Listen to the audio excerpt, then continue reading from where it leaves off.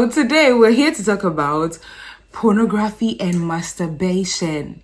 Have you ever heard of ED, erectile dysfunction? Have you ever heard of a woman never being satisfied by their partner? Have you ever seen a guy who never wants a serious relationship, or he wants us to sleep with one person from the next to the other, to that? Yes, that is the effect of pornography and masturbation. You there, you're so dear. Well. See who you have on your screen again. Today, it is me, Rafi Truth, your host, your hostess, or whatever you want to call me. And this is Relationship Therapy with me, Rafi Truth.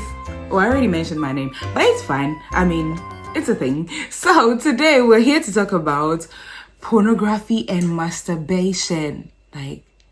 Yeah. We're living in a world where right now it's not a problem to talk about sex openly and people don't care. Back in the day, it was not like that. You're asking if I was there. Well, my parents were there. So I do know what I'm talking about, right? And funny enough, back in the days when we are watching a movie and there are even sexual scenes, our parents would tell us to go and sleep. Or sometimes even before we are told, we just cover our faces, we cover our eyes, we don't want to see. But now people rather rush to go and do this. Now, don't get me wrong, all these watching of porn and stuff, I believe it started a long time ago. From statistics, we have come to understand that this is not a today matter. However, it's now that the awareness is becoming, very profound. So today we're going to talk about the use of explicit matter, which includes the consumption of sexual media and sexual content, and what it does to your relationship, how detrimental it is. Guys, it does not help your relationships. People have this funny misconception in their mind, right? That, okay, yes, we understand that pornography is not good. However, when you marry, you and your partner can watch it together to stimulate you guys, for you guys to be able to have sex. Gosh, that is a big lie. All of you need to abstain from that. Masturbation and pornography does not help your relationship before or after marriage.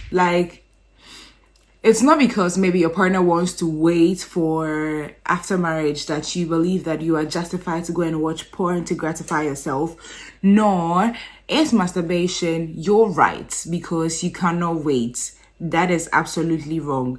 So today I'm here to tell you some of the detrimental things that these things are having on you and on your relationship, right? So let's first look at this. Problems that it comes with. So we have erectile and sexual arousal dysfunction, never being satisfied and always wanting more from your partner. The thought that it is your partner that cannot please you. You end up cheating. You seek multiple partners and always believe it is their fault that you can't be pleased. You run back to pornography. You are always angry, feeling like, life. And it's because you have been opened up to a certain level of dopamine, which is the pleasure hormone, that you are not finding in these little things anymore. And by saying these little things, it does not even justify anything, because these little things are the big things that make life happy to live or joyful to have, right? Or to be in. So simply because you have been opened up to this high level of dopamine, and now because of that, having to spend time with your family is not enough. Having coitus with your partner is not enough. All those things don't please you anymore because you have been opened up to a certain level of dopamine that your brain keeps wanting you to go back to. So that's why pornography is addictive. You start slowly, you do not know that you're going to get addicted, or you don't even know when you are addicted. You just feel like, okay, I'm living my life, I have control over it. But honey, it is a big lie. It has control over you. Now let's look at a few things that I wrote down. First thing to note, watching porn has never been the solution. Not before your marriage, nor after marriage. As I told you, it's not a justification. Neither is it the platform to help you spice up your marriage. People always ask this question. So if I have zero knowledge about how to please my partner, then what should I do? If you're saying I should not use porn, we have relationship counselors, we have therapists who can help you go through this period. People have gone through it and they have the knowledge. Why don't you seek help? Aside that, you get to understand that you don't only need the the visual aspect of it. Seeing somebody naked, seeing somebody doing all manner of things to their bodies to make you have that. Our bodies are living temples, holy temples, living sacrifices unto God. You should not in any way defile it. Neither should you allow somebody defile theirs, and that will please you. So I have some statistics for you. It's from pornbrainprevention.org, and I'm going to lift it and then tell you because I don't want to paraphrase. So did you know that porn use starts and becomes addictive during the teen years? 90% of boys ages 13 to 14 and 70% of girls ages 13 to 14 have accessed porn at least once in the last year. Guys, these are teenagers. Plus, 35% of boys ages 13 to 14 are heavy porn users. They don't only watch, they use the porn. Now, reports of viewing porn says that it's too many to count, and that is so sad. That is so sad. We are living in a world where this is the norm, and that is sad. I don't care if somebody's profession. Go and find another profession. This is not good. It's against you. It's against your God. It's against everything moral. Now, because the brains of teenagers are conditioned to use porn early on, science shows that young men are preferring porn to seeking out relationships with partners. You see how sad this is? Like, you're a woman and you're saying that, oh, I'm not finding my husband. Where's my husband? Like, what? Porn has taken over their brain. Stop praying for them. It's the same thing for the women. Like, they don't want serious relationships, and the men, they don't want serious relationships because they get satisfied and like, this is it. Honey, that's wrong. Not only does this mean more time spent in isolation, watching scenes that ultimately lead to brain damage and mental health issues. It also means less time developing healthy relationships with peers, partners, and family. Porn use creates a ripple effect of negative consequences that are poised to devastate men, women, children, relationships, and societies. It is time to prevent the damage. So, we're going to look at just a few things that porn does to our brain. So, porn used during teenage years damages the brain, and it leads to these things. And I know this is statistics saying it's just teens, but then you realize that the same teens are the ones that grow to become the adults now. Or if you're somebody that hasn't started, but you think that, okay, you're going to start now because you've heard that, oh, it can stimulate your for some spice in your relationship. Well, this is still for you. These effects are for you. Honey, don't go and start it. You won't be able to start. Anxiety, depression, attention and focus issues, anger, irritability, and moodiness, early and casual sexual behavior.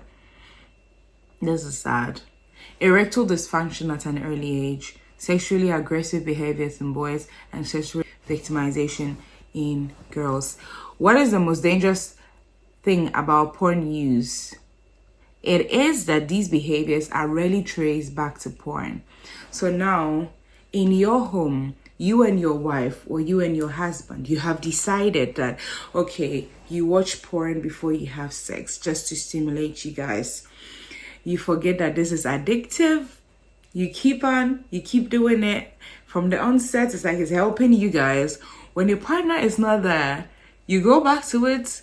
It will gratify you. You think it's fine. You get to a point where you feel like you don't even need your partner anymore. Mind you, if you're even already independent and you now add this, because most people have that bad ideology that our partners are just needed for pleasure. And that is very wrong. Like, it's a lifetime thing that you're doing with somebody. They are more than just pleasure. And so now when you're even independent and you get that pleasure elsewhere, you don't need your partner anymore. Divorces have come out of this, breaking of homes. Now, when you keep doing this and your children are open to this, how will you tell them not to do it? How will you stop them? How will you correct them? If you yourself cannot break free from it, how will you help them break free from it? And this is problematic. This is something I believe that we should strongly advise against: porn and masturbation. People have made masturbation the norm. They advise against porn, but they say, oh, you can masturbate, you can do it at a healthy level, that, oh, if you don't do too much, it's safe. Who lied to you?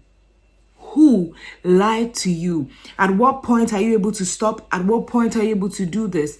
Do not touch your body. Let your partner touch your body. When you allow, after marriage, your partner to have access to your body and be the one to gratify you, you realize the difference. You see the bond that comes between the both of you, and you see how satisfied you're going to be. If you have already been open to this and it has become an issue for you and there's nothing you can do, trust me, there's something you can do. Start by saying you are no longer doing this anymore. Porn is no longer the thing you use to satisfy yourself or to spice up your marriage. Seek help, right? There is brain, they have a way of putting it, they call it, I think, brain correction or something like that. I forgot, or brain training.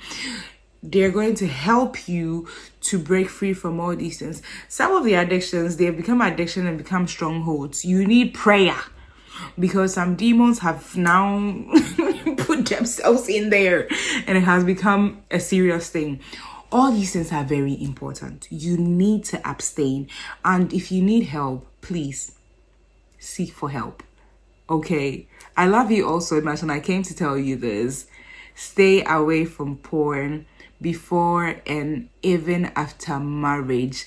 Marriage does not say it is okay that you can watch porn. It will destroy your home. It will destroy your marriage.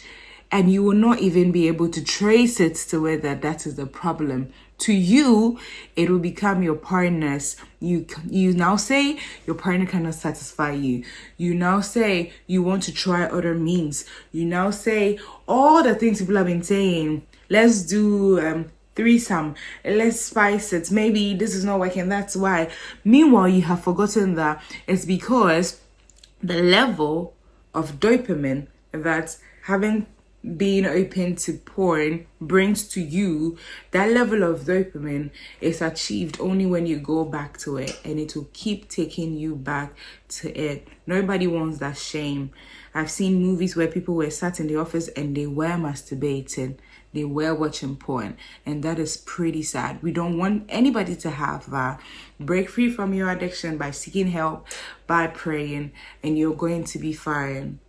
Anyways, we have come to the end of today's video. I missed you guys so much, and it's so sad to see you guys go, but we'll see you again next time. But for now, do not forget to like, comment, share, and subscribe. And of course, if you have any questions or contribution, feel free to leave it in the comment section. And if you have any topic you want us to treat, why not?